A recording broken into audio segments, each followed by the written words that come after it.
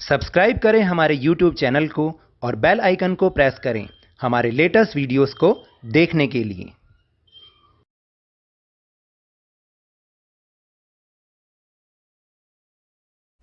Hello and welcome to Lavnish sir की class. आज की ये शिक्षा निदेशालय राष्ट्रीय राजधानी क्षेत्र दिल्ली की वर्कशीट नंबर 89 जो कि क्लास 9th के स्टूडेंट्स के लिए है।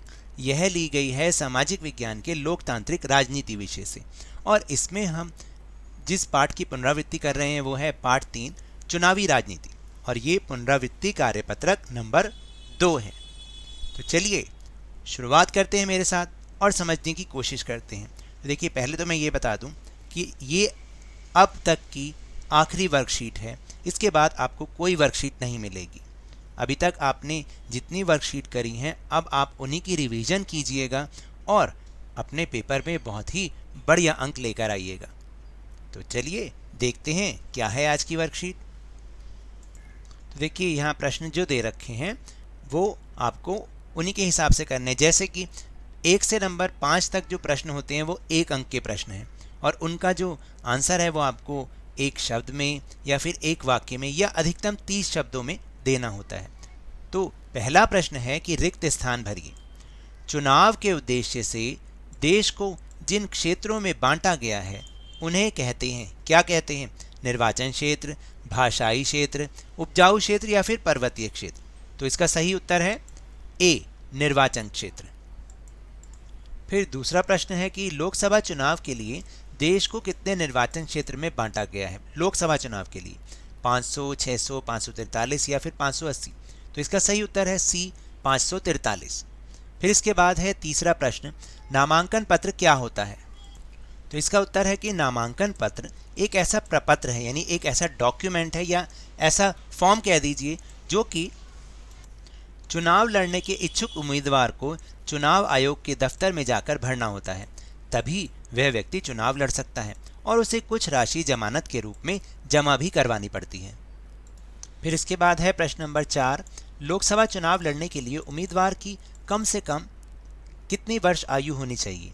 तो सही उत्तर है 25 वर्ष। यानी जब चुनाव हम लड़ेंगे, अगर उम्मीदवार बनेंगे तो कम से कम हमारी आयु 25 वर्ष या उससे ज़्यादा होनी चाहिए। फिर पांचवा प्रश्न है कि मतदाता सूची यानी कि वोटर लिस्ट में नाम दर्ज कराने के लिए निर्धारित आयु वर्ष कितनी है? वो है 18 वर्ष। यानी 18 वर्ष की जब आयु हो जाती है तो हम मतदाता सूची में अपना नाम दर्ज कराने के योग्य हो जाते हैं। फिर प्रश्न नंबर 6 एक स्रोत आधारित प्रश्न है। दिए गए अनुच्छेद को पढ़कर प्रश्नों के उत्तर दीजिए। अब आपको क्या करना है कि अनुच्छेद को ध्यान से पढ़ना है और फिर प्रश्नों के उत्तर देने हैं। जैसे हमारे देश में 18 वर्ष और उससे ऊपर की उम्र के सभी नागरिक चुनाव में वोट डाल सकते हैं। नागरिक की जाति, धर्म, लिंग चाहे जो हो उसे मत देने का अधिकार यानी कि वोट देने का अधिकार है। अपराधियों और दिमागी असंतुलन वाले कुछ लोगों को वोट देने के अधिकार से वंचित किया जा सकता है, लेकिन ऐसा सिर्फ बेहद खास स्थितियों में ही होता है। सभी सक्षम मतदाताओं का नाम मतदाता सूची में हो, यह व्यवस्था करना भी सरकार की जिम्मेदारी है। तो अब है बारी प्रश्नों की। मतदाता सूची क्या होती है? देखिए, मतदान की योग्यता रखने वाले लोगों की सूची को मतदाता सूची कहते हैं। यानी वो लोगों की सूची, उन लोगों की सूची जिनके पास मत देने का अधिकार है, उनके नाम इसमें दर्ज होते हैं, तो इसको हम मतदाता सूची कहते हैं। फिर दूसरा है कि मतदान कौन कर सकता है? तो 18 वर्ष और उससे ऊपर की उम्र के सभी नागरिक चुनाव में मतदान कर सकते हैं। इसके बाद प्रश्न नंबर 7, निर्वाचन क्षेत्र और आरक्षित निर्वाचन क्षेत्र में क्या अंतर है? देखिए, चुनाव के उद्देश्य से देश को अनेक क्षेत्रों में बांट दिया जाता है। हर एक क्षेत्र को तब निर्वाचन क्षेत्र कहा जाता है, जबकि यदि कोई निर्वाचन क्षेत्र किसी अनुसूचित जाति, जनजाति या अन्य पिछड़े वर्ग के लोगों के लिए आरक्षित होता है तो उसे आरक्षित निर्वाचन क्षेत्र या आरक्षित चुनाव क्षेत्र कहते हैं। तो आप यहाँ पर ये भी लिख सकते हैं, या करके लिख दीजिए इसको, या आरक्षित, मैं यहाँ पर लिख देता हूँ आरक्षित चुनाव क्षेत्र कहते हैं, आरक्षित निर्वाचन क्षेत्र या फिर आरक्षित चुनाव क्षेत्र कहते हैं। फिर 8वां प्रश्न है कि आपके अनुसार चुनाव लड़ने वाले उम्मीदवार में क्या क्या गुण होने चाहिए? तो देखिए, क्या क्या गुण होने चाहिए। वह 25 वर्ष या उससे अधिक आयु का हो, मतदाता सूची में उसका नाम दर्ज हो, उस पर कोई आपराधिक मामला ना हो, और फिर उसका दिमागी संतुलन बिल्कुल सही हो।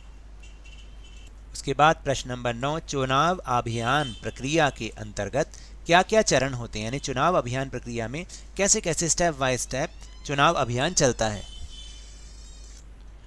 देखिए कैसे कैसे चुनाव अभियान होता है। उम्मीदवारों की अंतिम सूची तय होने और मतदान की तारीख के बीच कम से कम 2 सप्ताह का समय चुनाव प्रचार के लिए दिया जाता है, याद रखिएगा। इस दौरान उम्मीदवार मतदाताओं से संपर्क स्थापित करते हैं, यानी उनके घर घर जाके उनसे वोट की अपील करते हैं। बड़े राजनेता चुनावी सभाओं में भाषण देते हैं। सभी राजनीतिक पार्टियां अपने अपने समर्थकों को सक्रिय रहने को कहते हैं, यानी एक्टिव होने के लिए बोल देते हैं। और इस अवधि में अखबारों और सभी टीवी चैनलों पर चुनाव से जुड़ी खबरें और बहसें भी होती रहती हैं। तो इस तरह से ये चुनाव अभियान प्रक्रिया चलती है।